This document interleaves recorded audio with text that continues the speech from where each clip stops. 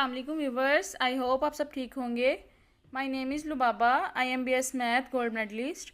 अगर आप मेरे चैनल पे नए हैं तो मेरे चैनल को लाइक करें, सब्सक्राइब करें, बेल आइकन को प्रेस करें ताकि आने वाली वीडियोस मेरी आप तक पहुंच सके। और कोई भी प्रॉब्लम हो आप उसे कमेंट में मेंशन करें, मैं नेक्स्ट वीडियो इस टॉपिक पे बना दूँगी। ठीक है, आज हम चैप्टर 9 पढ़ेंगे, क्लास 9 का। उसके पास्ट पेपर्स के बारे में डिस्कस करेंगे कि पास्ट पेपर्स में उसके किस तरह के क्वेश्चन आते हैं, क्योंकि आजकल जो है क्लास 9th के जो स्टूडेंट्स हैं वो ज़्यादातर चैप्टर 9 ही पढ़ रहे हैं। ठीक है, इसका पहले MCQ सॉल्व करते हैं। पहला MCQज है, each hypotenuse of a parallelogram divides it into, कि कितने कॉन्ग्रुएंट एंगल ट्रायंगल में डिवाइड होता है। हमारे पास ट्रायंगल की शेप ये होती है। अब हम पैरेललोग्राम की बनाएंगे तो इसको हम कितने एंगल में हो रहा है, 2 में। एक इधर से बन रहा है, किधर से, ABCD, तो दोनों, एक का हाइपोटेनियस ये है, दूसरी का भी ये है। ठीक है, तो हमारे पास ABC ट्रायंगल जो है किसके इक्वल है, ADC के। इसका मतलब है कि पैरेललोग्राम में कितने कॉन्ग्रुएंट ट्रायंगल हैं, 2। पहले का आंसर क्या हो गया हमारे पास, 2। अब दूसरा क्वेश्चन है, द मिड पॉइंट ऑफ 0, -1 और 0, 1 का फाइंड करें। पहले हमने मिड पॉइंट का फार्मूला लगाना है। मिड पॉइंट का फार्मूला क्या है, RXY और x1 plus x2 over 2, y1 plus y2 over 2। और हमारे पास एक लेट करेंगे 0, -1 ये, और b हमारे पास कौन सा पॉइंट है, 0 और 1 के। ठीक है, ये हमारे पास x1 और y1 है, ये हमारे पास x2 और y2 है। x1 y1 x2 और y2, ये वैल्यू जो इक्वेशन में पुट करें, x1 की क्या है, 0 + 0 ओवर 2, -1 + 1 ओवर 2, r 0 ओवर 2 0 हो जाएगा, -1 + 1 भी 0 ओवर 2, तो r की वैल्यू क्या आ जाएगी, r जो है इसके 0 0। मिड पॉइंट के फार्मूले जब हमने सॉल्व किया तो हमारे पास वैल्यू क्या आई है, r 0 0। अब हमारा तीसरा MCQ था कि फाइंड करें डिस्टेंस बिटवीन 2 पॉइंट्स 1 0 और 0 1 में। तो हमें पता है डिस्टेंस का फार्मूला क्या है, x2 - x1 का स्क्वायर प्लस y2 - y1 का स्क्वायर। लेट करें कि A पॉइंट 1 0 है और B हमारे पास क्या हो गया, 0 और 1 के। ये हमारे पास x1 y1 होता है, ये हमारे पास x2 और y2 होता है। D x2 को माइनस करना है x1 से, 0 - 1 का स्क्वायर प्लस y2 को करना y - 1, y2 को माइनस करना y1 से, तो हमारे पास क्या हो जाएगा, 1 - 0 का स्क्वायर। 1 का स्क्वायर प्लस 1 का स्क्वायर, 1 + 1 = हो जाएगा 2√। तो हमारे पास इसका आंसर क्या हो जाएगा, √2। इसी तरह हमारे पास 4 है, और right angle is of, right angle जो है वो कितनी डिग्री का होता है, तो इसकी हमने डेफिनेशन पढ़ी होगी। राइट एंगल किसके इक्वल होता है, 90 डिग्री के। ठीक है, इसका आंसर है 90 डिग्री। अब हमारे पास ये जो MCQ सॉल्व हो गया, नेक्स्ट हम क्वेश्चन सॉल्व करते हैं। फर्स्ट हमने इसके MCQs जो हैं वो उसका पार्ट डिस्कस कर लिया। अब हम इसके शॉर्ट क्वेश्चंस का पार्ट डिस्कस करेंगे। इसमें ज़्यादातर जो 9th में शॉर्ट क्वेश्चंस जो होते हैं ना, ज़्यादातर इसके डेफिनेशन पर ही बेस होते हैं। ठीक है, इसकी पहली है define plane geometry. Plane geometry क्या होती है, a plane is a flat surface with an infinite number of points extended in all direction. A plane has infinite width, length और नो हाइट। ठीक है, इसको हम इस डायग्राम से कैसे समझते हैं, ये हमारे पास प्लेन है। ठीक है, ऑल डायरेक्शन में। ठीक है, अगर हम इसका कोई नाम रखना चाहें, जैसे हमारे पास पॉइंट्स अगर हम लें, ये हमारे पास A पॉइंट्स है, ये B पॉइंट्स है, ये हमारे पास C पॉइंट है, और हमारी पूरी प्लेन का हम कोई K नाम दे दें। ठीक है, तो ये वाली प्लेन हमारे पास क्या होगी, प्लेन ABC, या इसको हम ऐसे भी लिखेंगे, प्लेन K।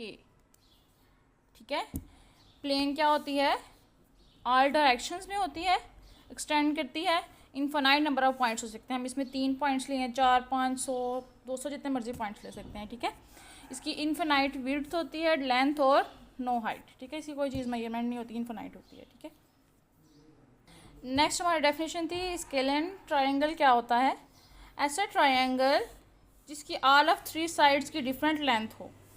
ठीक है, जिसकी तीनों जो साइड्स अगर हम इसको ड्रा करें ट्रायंगल को, उसकी सारी डिफरेंट लेंथ, जैसे हमने ये ड्रा किया है,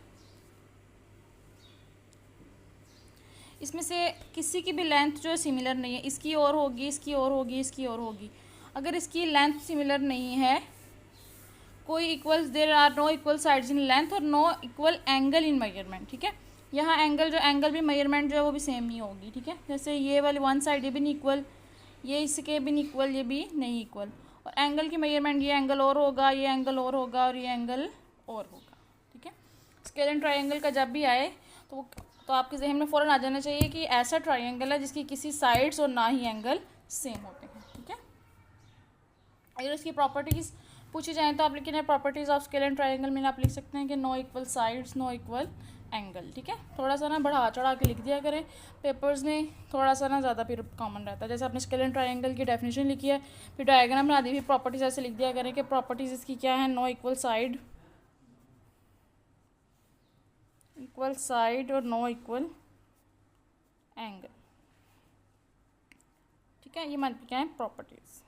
मैं तो गंदा मंदा लिख रही हूँ, तो आप ज़रा ना पेपर्स में ज़रा प्यारा प्यारा लिखिएगा। अब हमारे पास नेक्स्ट है इक्विलेटरल ट्रायंगल। इसकी डेफिनेशन हम पढ़ते हैं।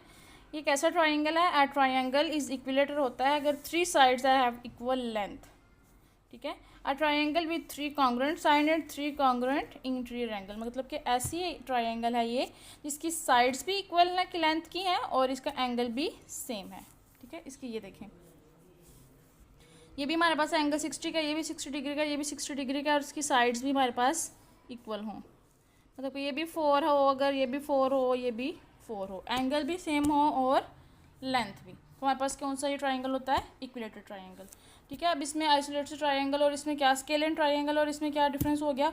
उसमें कोई भी इक्वल नहीं लेंथ और ना एंगल इक्वल है, और इक्विलेटर में लेंथ भी इक्वल है और एंगल भी इक्वल है। आगे हम इसकी तीसरी फॉर्म पढ़ते हैं, वो हमारे पास आइसोलेटेड ट्रायंगल। ये कौन सा ट्रायंगल होता है? ऐसा ट्रायंगल जिसकी 2 इक्वल साइड्स हों, ठीक है। 2 इक्वल साइड्स और 2 इक्वल एंगल हों, तो हमारे पास कौन सा ट्रायंगल होता है? Isolated triangle. इसकी क्या हम पढ़ते हैं,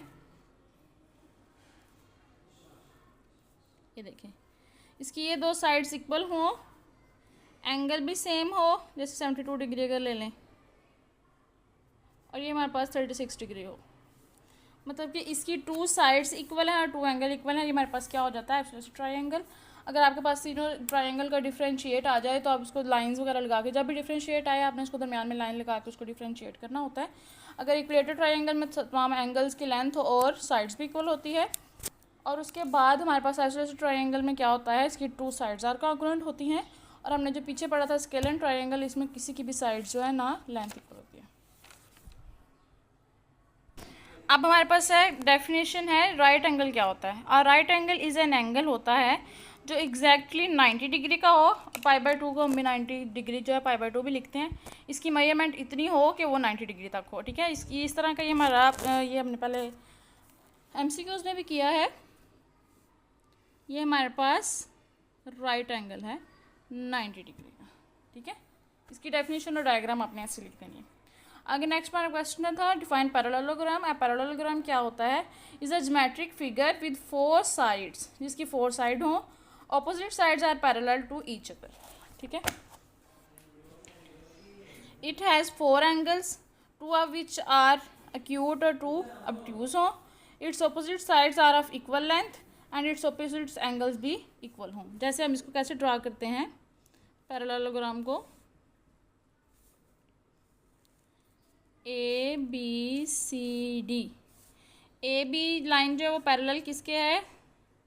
DC के, और BC पैरेलल है AD के, मतलब कि 2 अपोजिट साइड्स, ये अपोजिट साइड्स पैरेलल है और ये 2 अपोजिट साइड्स जो है आपस में पैरेलल हैं, ठीक है। और उसके एंगल्स जो है 2 अपोजिट एंगल जो हैं आर इक्वल हैं, ठीक है। ये हमारे पास किसकी डेफिनेशन होगी?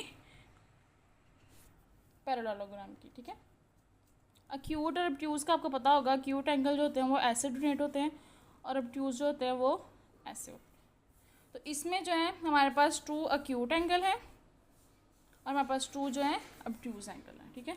ये हमारे पास एक्यूट की है और ये हमारे पास ऑब्ट्यूज है। हमारे पास अक्सर जो है ना क्वेश्चन ये भी आ जाता है कि डिफ्रेंशिएट करें कि एक्यूट क्या होता है, राइट एंगल ट्राइंगल क्या होता है और ऑब्ट्यूज ट्राइंगल क्या होता है। ठीक है, तो आप इसमें ऐसे लिख सकते हैं, ये 60 डिग्री लिख लें, ये 130 डिग्री लिख लें। और हमारा नेक्स्ट क्वेश्चन आ गया डिफ्रेंशिएट बिटवीन रेक्टेंगल और स्क्वायर। ठीक है, जैसे देखिए मैंने आपको बताया था कि जब भी कोई डिफ्रेंशिएट आए तो हम इसको ऐसे लिखेंगे, दरम्यान में लाइन लगा के, लाइन आप खुद लगा लेना, मैंने ऐसे डिफ्रेंशिएट जो ऐसे करते लिखते हैं। ठीक है, रेक्टेंगल में क्या होता है, in rectangle opposite sides are equal, और स्क्वायर में 4 साइड्स आर इक्वल होती हैं। अब हमारे पास नेक्स्ट डेफिनेशन है कॉन्ग्रुएंट ट्राइंगल की। ऐसा triangle to a triangle are said to be congruent. Congruent जैसे नाम से जाहिर है, को मतलब दो, if all of 3 corresponding sides भी इक्वल हों और ऑल 3 कॉरस्पॉन्डिंग एंगल्स भी इक्वल हों। मतलब कि अगर हम इसकी साइड्स मेजर करें वो भी इक्वल हों, एंगल मेजर करें वो भी इक्वल हों, तो हमारे पास क्या होता है, वो कॉन्ग्रुएंट ट्राइंगल। इसका हम अगर छोड़ी नहीं है तो कॉन्ग्रुएंट ट्राइंगल की हम डायग्राम इधर ही बना लेते हैं।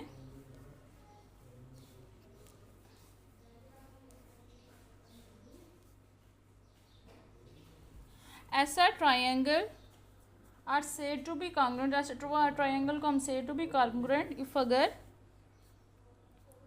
ये साइड जो इस साइड के सिमिलर हो, ये वाली साइड इसके हो और ये वाली साइड इसके हो, और एंगल भी जो है वो सिमिलर बने, तो हमारे पास क्या होता है, वो कॉन्ग्रुएंट ट्राइंगल। ठीक है, जैसे हम इसको करें ए बी सी और ये हमारे पास है डी ई एफ, तो ए बी जो है वो कॉन्ग्रुएंट करे डी ई को पैरेलल हो, और हमारे पास बी सी पैरेलल हो ई एफ के, और ए सी जो पैरेलल हो डी एफ के, तो हमारे पास वो कौन सा ट्राइंगल होगा, कॉन्ग्रुएंट ट्राइंगल।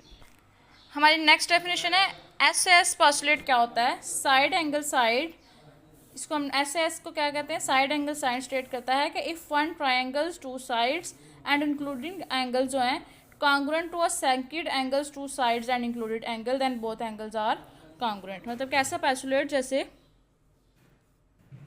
2 ट्राइंगल ड्रा करें, ये थोड़ा थोड़ा सिमिलर है कॉन्ग्रुएंट ट्राइंगल से ही, इसका ये जो है ये इसके इक्वल हो, जैसे ए बी सी हमने पीछे पढ़ा है, डी ई एफ, 2 साइड्स जो हैं आज इसकी कॉन्ग्रुएंट हो, मतलब कि ए बी कॉन्ग्रुएंट हो डी ई के, ए सी जो है डी एफ के कॉन्ग्रुएंट हो, और दोनों एंगल्स भी जो हैं 2 एंगल्स इसके इक्वल हों।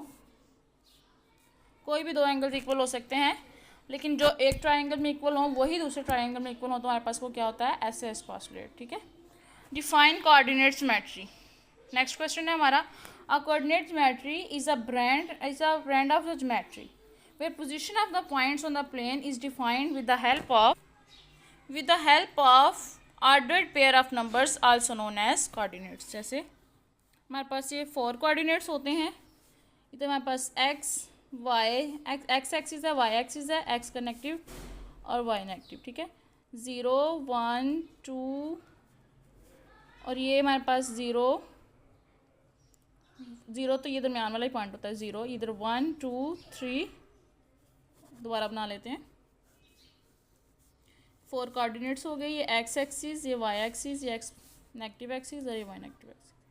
ये 0 पॉइंट 1 2 3 1 2 3 -1 -2 -3 -1 -2 और -3। अगर हमारे पास ये पॉइंट अगर हम लें तो हमारे पास क्या होगा, 2 और 2, एक्स एक्सिस से भी 2 का और ये वाई एक्सिस से भी 2 का, तो इसको हम क्या कहते हैं, कोऑर्डिनेट ज्योमेट्री जो ऑर्डर्ड पेयर को नंबर करे। ठीक है, ये ऑर्डर्ड पेयर बन गया नंबर्स का, तो ये हमारे पास क्या हो जाता है, कोऑर्डिनेट ज्योमेट्री। हमारे पास नेक्स्ट क्वेश्चन है, right 4 name of polygon. Polygon के 4 नेम क्या होते हैं, ट्राइगोन जिसको हम ट्राइंगल कहते हैं, पेंटागोन,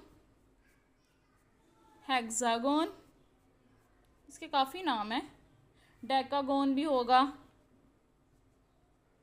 हेप्टागोन, ऑक्टागोन, जितने आपको आए 2-3 ज़ायद लिख दिया करें। ठीक है, ये हमने उन्होंने 4 पूछे थे, हमने कितने लिख दिए हैं, कोई 6 लिख दिए हैं। ठीक है, उसके बाद हमारे लॉन्ग क्वेश्चन थे, वो कह रहे हैं कि find mid point of A point दिया हुआ और बी पॉइंट दिया हुआ। हमने मिड पॉइंट का फार्मूला पढ़ा था, आर एक्स वाई किसकी इक्वल है, आर x1 प्लस x2/2, और इधर ही comma y1 plus y2 over 2 R x y R, ये हमारे पास x1 y1 है और ये x2 और y2 है। -4 plus -4 over 2, 9 plus 3 over 2, -4 over 2 और 9 10 11 12 ओवर 2, 4 और 4 8 हो गया, -8 over 2, 12 over 2, 2 1s are 2, 2 4s are 8, -4, 2 1s are 2, 2 6 are 12, 6।